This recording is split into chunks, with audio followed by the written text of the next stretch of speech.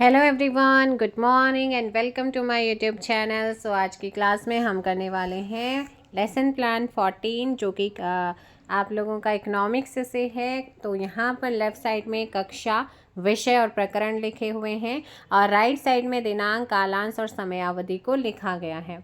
फिर यहाँ पर नेक्स्ट पॉइंट आता है सामान्य उद्देश्य, और सामान्य उद्देश्य में 5 पॉइंट्स इन्होंने लिखे हुए हैं। दैन उसके बाद है विषय वस्तु विश्लेषण। विषय वस्तु विश्लेषण को लिखने के बाद यहाँ पर मतलब आपके जो टॉपिक है उसकी जो विषय वस्तु वे क्या रहेगी, तो बाज़ार की परिभाषाएं, बाज़ार की विशेषताएं और बाज़ार का वर्गीकरण। उसके बाद विशिष्ट उद्देश्य, विशिष्ट में ज्ञानात्मक, ज्ञानात्मक में इन्होंने 2 पॉइंट्स लिखे हैं। बोधात्मक, बोधात्मक में भी 2 पॉइंट्स हैं। प्रयोगात्मक में 1 पॉइंट्स को लिखा जाता है। उसके बाद फिर यहाँ पर आता है शिक्षण सहायक सामग्री। शिक्षण सहायक सामग्री में यहाँ पर सामान्य कक्षागत उपकरण जो भी हम क्लास में यूज़ करते हैं, लपेट, श्यामपट्ट, इन संकेतक आप लिख सकते हैं, पॉइंटर। फिर आता है बाजार का दृश्य। आप बच्चों को जब आप ये टॉपिक करा रहे हैं तब बाजार का दृश्य उन्हें दिखा सकते हैं। वो चीज़ आपको यहाँ पे लिखनी होती है कि आपने क्या टीएलएम यूज़ किया है। फिर आता है पूर्व ज्ञान। पूर्व ज्ञान में आपके तीन टीचिंग पॉइंट्स इन्होंने लिखे हैं, मतलब 3 पॉइंट्स इन्होंने लिखे हुए हैं। उसके बाद आता है वातावरण निर्माण प्रश्न, यानी कि प्रस्तावना प्रश्न की हम बात करेंगे। किसकी? प्रस्तावना प्रश्न या इंट्रोडक्टरी क्वेश्चंस भी इनको बोला जाता है, जिसमें आप 5 क्वेश्चंस तो बनाइएगा एटलीस्ट।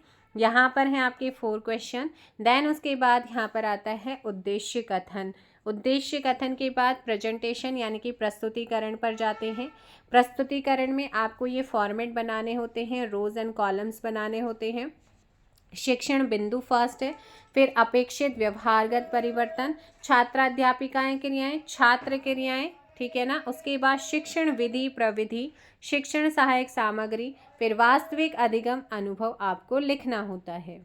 अब आगे देखिएगा, फर्स्ट टीचिंग पॉइंट हमारा है बाजार की परिभाषा। तो जो हमारा टीचिंग पॉइंट रहेगा उसे हम शिक्षण बिंदु में लिखते हैं। फिर मतलब इस टीचिंग पॉइंट से बच्चे क्या करेंगे, क्या सीखेंगे, तो विद्यार्थी बाजार का अर्थ, मीनिंग प्रत्यास्मरण कर सकेंगे, ठीक है। उसके बाद विकासात्मक प्रश्न आएगा। विकासात्मक में ही हमें एक ऐसा क्वेश्चन क्रिएट करना होता है जहाँ पे बच्चे स्पष्ट आंसर नहीं दे सकते, तो हम उसे क्या करेंगे, व्याख्या करेंगे, एक्सप्लेन करेंगे, उसे बोलते हैं स्पष्टीकरण यहाँ पे देना। तो स्पष्टीकरण देने के बाद मिनिएचर्स आप मार्केट का लगा सकते हैं। देन जैसे ही आपका ये ख़त्म होता है ना स्पष्टीकरण, एक लाइन छोड़ करके आप यहाँ पे क्वेश्चन लिखना शुरू कर दीजिएगा। 1 या 2 क्वेश्चन आप छोटे छोटे लीजिएगा। दैन उसके बाद आता है बाज़ार की विशेषताएं। बाज़ार की विशेषताएं में भी विकासात्मक से शुरू होगा और बाज़ार की विशेषताएं आप स्पष्टीकरण देंगे उनका। स्पष्टीकरण आपका 5 पॉइंट्स में है। फिर वही आपका वास्तविक अधिगम उपलब्धि क्वेश्चन आपको बनाने होते हैं। थर्ड टीचिंग पॉइंट है बाज़ार का वर्गीकरण। विकासात्मक से शुरू होगा, स्पष्टीकरण आप देंगी। क्षेत्र के आधार पर स्थानीय बाजार, प्रादेशिक बाजार, राष्ट्रीय बाजार और अंतर्राष्ट्रीय बाजार। उसके बाद है यहाँ पर समय के आधार पर। समय के आधार पर अति अल्पकालीन बाजार, दीर्घकालीन बाजार और अति दीर्घकालीन बाजार। उसके बाद प्रतियोगिता के आधार पर पूर्ण प्रतियोगिता बाजार, अपूर्ण प्रतियोगिता बाजार, एकाधिकार प्रतियोगिता बाजार आता है। जैसे ही कंप्लीट होता है आप क्वेश्चन यहाँ पे 2 या 1 क्वेश्चन लिख सकते हैं। फिर आता है श्यामपट्ट सारांश। श्यामपट्ट सारांश के लिए आप ब्लैक चार्ट पेपर पहले ही 45 बना लीजिएगा, एक जैसे बनाइएगा, ठीक है। तो ये आपका 4 है और ये आपका 6 रहता है फॉर्मेट।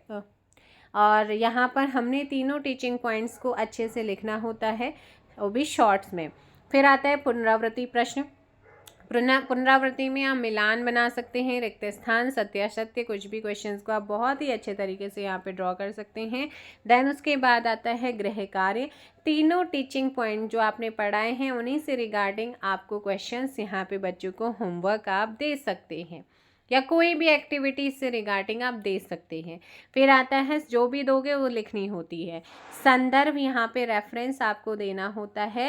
रेफरेंस मैं यही कहूँगी, जिस भी क्लास का पढ़ा रहे हैं अगर उसमें बाज़ार टॉपिक है तो आप बाज़ार को क्या करेंगे, उस बुक का नाम आप लिखेंगे, रिसोर्स का नाम लिखेंगे, रेफरेंस देंगे कि कहाँ से लिया।